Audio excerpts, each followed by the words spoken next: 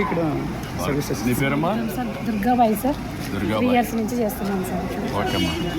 ఏం చేస్తావు నువ్వు? నేను medical officer sir. Medical officer. నువ్వమ్మా? Staff nurse.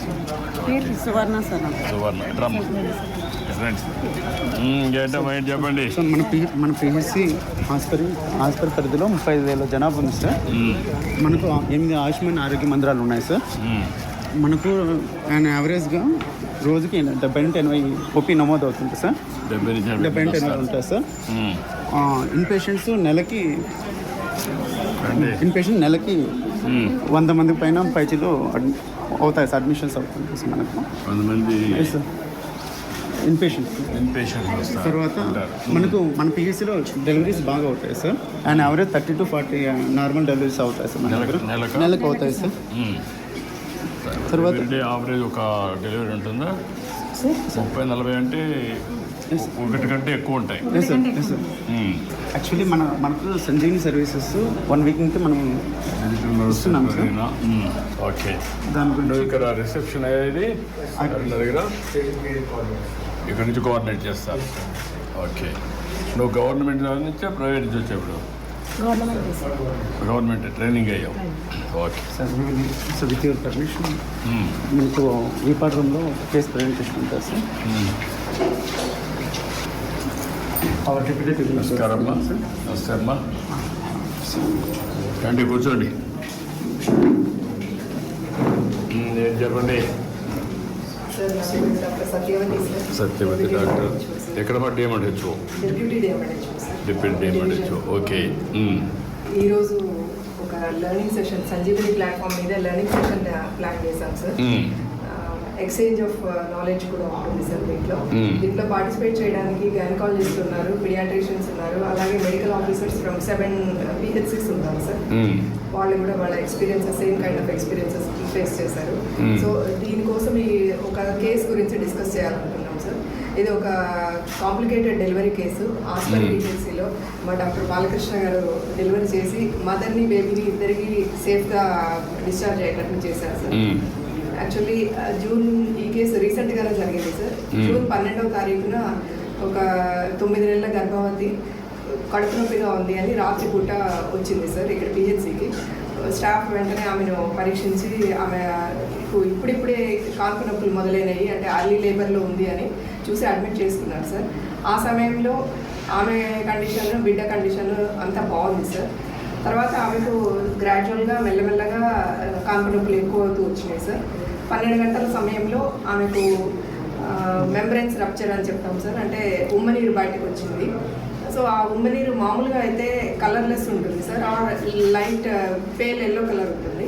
కానీ ఈమెకు గ్రీన్ కలర్లో ఉంది సార్. అలా గ్రీన్ కలర్లో ఎప్పుడు వస్తుంది అంటే పుట్టబోయే బిడ్డ తల్లి గర్భంలోనే మోషన్ పాస్ చేస్తే అప్పుడు గ్రీన్ కలర్ అయిపోతుంది సార్. ఒకవేళ during the process of delivery ఆ బిడ్డ ఆ నీళ్లు మింగితే వెంటనే ఏడవలేదు, మళ్ళీ ఊపిరి తీసుకోవడం కూడా కష్టంగా ఉంటుంది సార్. సో ఇట్లా పరిస్థితిలో మామూలుగా అయితే PHCలో డెలివరీ చేయడం కష్టం సార్, ఎందుకంటే బేబీకి పీడియాట్రిషియన్ కేర్ కావాలి కాబట్టి. సో మామూలుగా అయితే రెఫర్ చేస్తారు సార్. కానీ ఈ పర్టికులర్ కేసు రెఫర్ చేయడానికి టైం లేదు, ఎందుకంటే తల్లికి చాలా ఎక్కువ నొప్పులు వస్తున్నాయి, తొందరగా డెలివరీ అయిపోయే ఛాన్సెస్ ఉన్నాయి. సో అందుకని డాక్టర్ బాలకృష్ణ రిస్క్ తీసుకొని ఇక్కడే డెలివరీ చేద్దాము అని నిర్ణయించుకొని ఫస్ట్ అంబులెన్స్ కాల్ చేశారు సార్. సో తర్వాత ఒక 15-20 నిమిషాల్లోనే డెలివరీ అయిపోయింది. డెలివరీ అయిపోయినాక బేబీ హార్ట్ బీట్ ఉంది కానీ ఊపిరి తీసుకోవట్లేదు, వెంటనే ఏడవలేదు. సో డాక్టర్ గారు వెంటనే రియాక్ట్ అయిపోయి బేబీని తీసుకెళ్ళి వార్మర్లో పడుకోబెట్టి ఒక నాసోగ్యాస్ట్రిక్ ట్యూబ్ అని ఉంటుంది సార్, ఆ ట్యూబ్ ముక్కులో నుంచి వేసి ఆ బేబీ మింగిన ఫ్లూయిడ్ అంతా బయటకు తీశారు.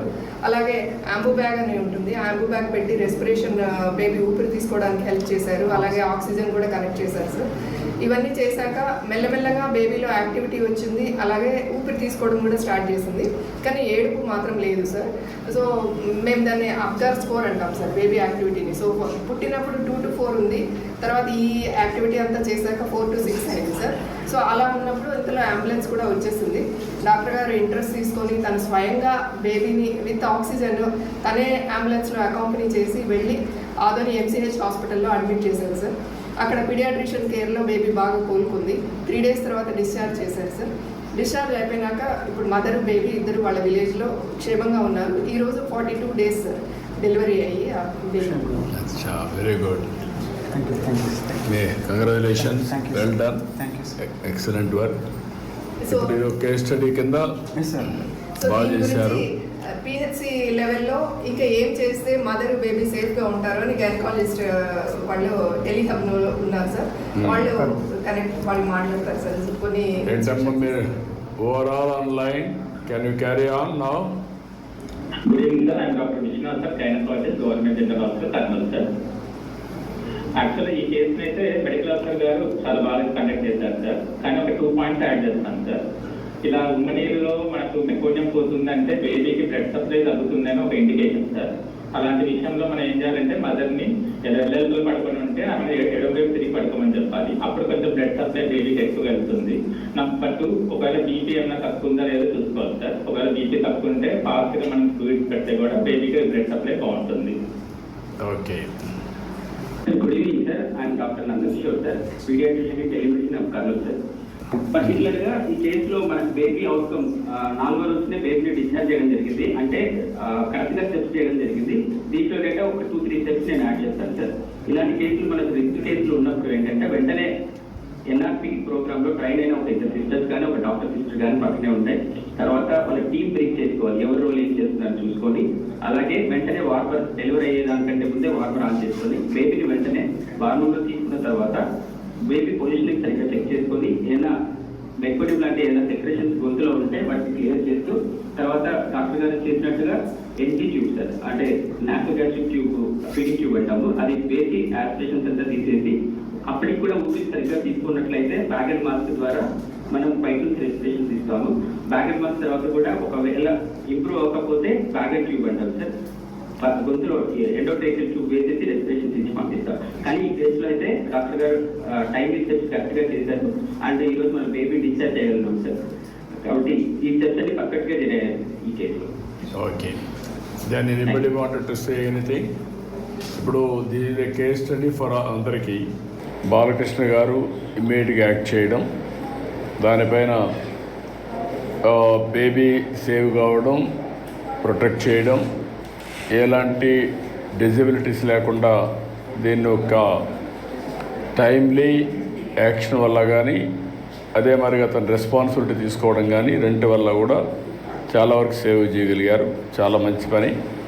దీనిపైన మీరందరూ వాల్యూ అడిషన్ ఇచ్చి ఇలాంటి నాలెడ్జ్ని కేస్ స్టడీస్ కింద తీసుకొని వాల్యూ అడిషన్ కూడా చేసి ఇంకా ఏం చేస్తే బాగుంటుంది అలాంటి సూచన కూడా ఇచ్చిన తర్వాత అవి కూడా అప్డేట్ చేస్తే రేపు ఎప్పుడైనా ఇలాంటి కేసులు వచ్చినప్పుడు దిస్ ఈజ్ ది నాలెడ్జ్ కంటిన్యూస్గా అప్గ్రేడేషన్ చేసుకోవడం.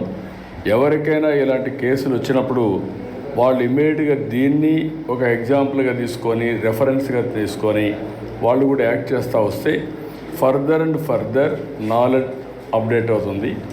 One is global best practices తీసుకోవడం, అవన్నీ మనం స్టడీ చేయడం, దానిపైన మనం ప్రాక్టికల్గా టైం టు టైం యాడ్ చేసుకుంటూ ముందుకు పోతే the best way we can deliver results. I'm very happy. This is where ఈరోజు మీకు